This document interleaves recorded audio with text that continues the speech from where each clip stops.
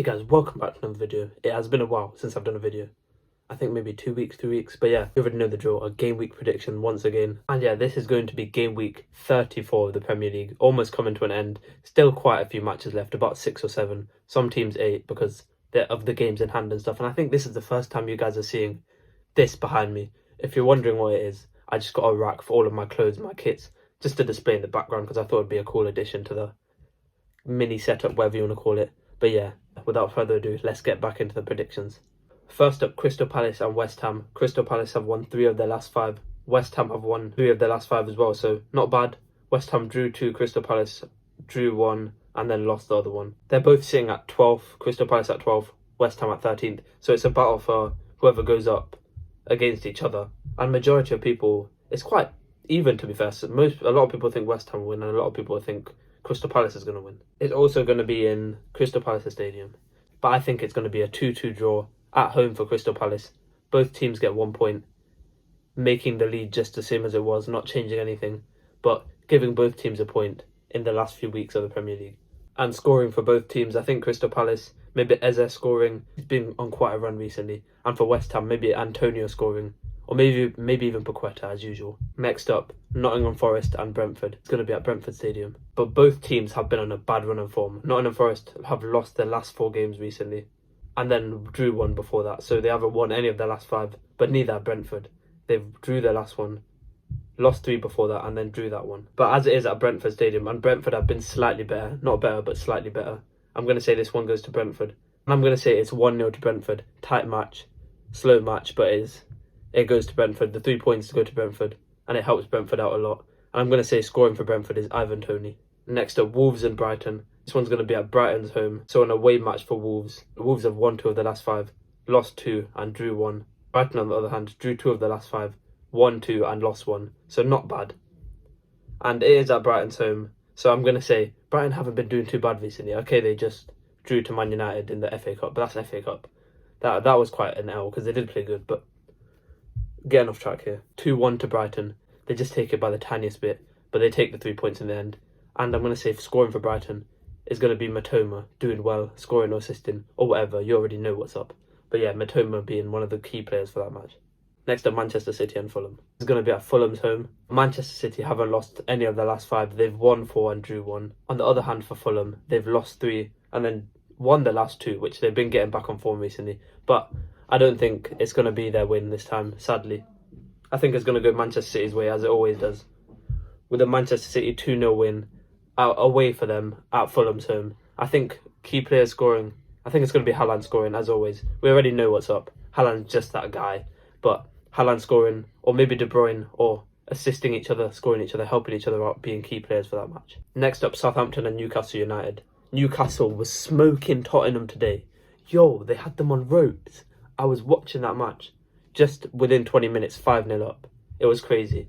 But this one is going to be at Newcastle's home, St James's Park. And Newcastle have won 4 of their last 5 and then lost 1. Southampton, on the other hand, lost 3 of their last 5 and drew 2, which they have been really bad recently. And they are fighting to get out of the relegation zone. And they didn't play too bad against Arsenal, don't get me wrong. But Arsenal just made a massive comeback with a few Southampton defensive errors. And then they got a draw. But to be fair, for Southampton, a draw or a win against Arsenal was pretty good. So nonetheless, they didn't do too bad. You're probably going to say they scored 6 against Tottenham. Why can't they score 6 against or 7 against Southampton? But that was a one-off game. If they score 7 against Southampton, fair enough. But Tottenham were just bad defensively. And Southampton, I don't think they'll make that many errors. So I think it's 3-0 to Newcastle against Southampton. And Newcastle take the 3 points, helping them get to top 4. Next up, Bournemouth and Leeds. This one is an away match for Leeds and a home match for Bournemouth at the Vitality Stadium. Bournemouth have won 3 of their last 5 and lost 2 of their last 5, so not too bad on the stats wise. Leeds, on the other hand, lost 4 of their last 5 and only won 1, which is terrible. Both of them 15th and 16th, Bournemouth 15th, Leeds 16th. So like the other situation with the other team that I predicted just now. This match is going to Bournemouth. It's at their home. They got all the advantages. They've been the better team recently, and I think it's just going to go to Bournemouth. I think it's going to be 3-1 to Bournemouth, and they get the win, get the 3 points, helping them in the last few stages of the Premier League. And I think scoring for Bournemouth is either going to be Tavernier or Solanke. One of the two, scoring, assisting, doing whatever, being key players in that match. Next up, Aston Villa and Manchester United. This one is at Old Trafford, so Manchester United home, Aston Villa away. Manchester United won 2 of their last 5, drew 2 and lost 1. Aston Villa won 4 and then drew their last match, which ain't bad. It's really good for them. And I think this is going to be another shocker. They just lost they won against Brighton, but then before that they just lost to Sevilla. It may be away, but it was a shocking match. So I think it's going to be an upset. It's going to be a draw. I'm saying it's going to be 1-1 to Manchester United and Aston Villa, even though it's at Old Trafford. I think it's still going to be an upset of a draw. Both teams go away with 1 point, with a draw being 1-1. I think the key player for them, Rashford for Man United, and for Aston Villa, Ollie Watkins. Next up, a big match. Tottenham Hotspur versus Liverpool. This is your boys' team, and it's a home match to Liverpool. It's at Anfield, so Tottenham are coming away, which obviously means they're getting thrashed. And your boy Luis Diaz is back. Hopefully he's fully playing, and 90 minutes by then. The past few matches he's been playing only like 10 minutes, 20 minutes. But hopefully he's back for a while. And if he is back for a while, that's what I'm saying. Liverpool win. Liverpool have won 2 of their last 5. Drew 2 and then 1, lost 1.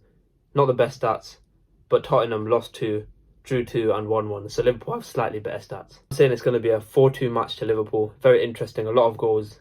And I'm saying, being a key player for us, Trent, he's been very good the last few matches. If Diaz plays a while, then Diaz being a key player for us. Tottenham, obviously, key player, Harry Kane or Son. Son hasn't been on form recently, but Harry Kane as their key player for us. Luis Diaz if he plays a lot. Or Trent. Or maybe even Gakpo. Or don't forget about the Portuguese man himself, Diego Jota. But nonetheless, 4-2 to Liverpool. And Liverpool go away with the 3 points, trying to get European football.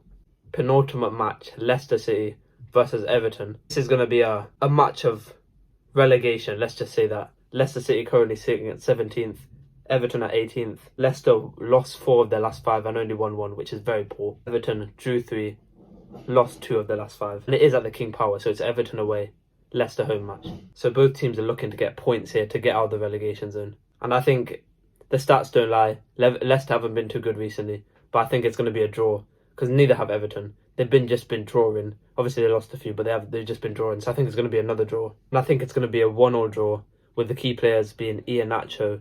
For Everton, I'm just going to throw in a random name in there, Demarai Gray. But a 1-0 draw, 1-0 points to all, and it's not helping either of them get out of the relegation zone. Last match of the week, the London Derby, once again. This one is at the Emirates Stadium, so it's at Arsenal's home. No doubt, Arsenal obviously winning this one. It's against Chelsea. Chelsea have lost 4 of their last 5. Drew 1, Arsenal drew 3, 1-2. But if you say it's going to Chelsea, then I don't know what you're on. But it's at Arsenal's home. Arsenal have been the better team. Arsenal are top of the league currently, right now recording this. So it's obviously Arsenal's win. I'm saying a clean 2-0 sweep to Arsenal, with Saka being their main player, or Martinelli. Or maybe even Odegaard, as he has been a baller, and he's always been a baller. But yeah, these were my game week 34 predictions. It's been a while. I'm going to be inconsistent with them. I'm sorry. I'm just letting you guys know. But yeah, if you haven't already, leave a like, subscribe if you're new. And yeah, I hope you guys enjoyed this game week prediction, and I'll see you guys in the next one. Peace.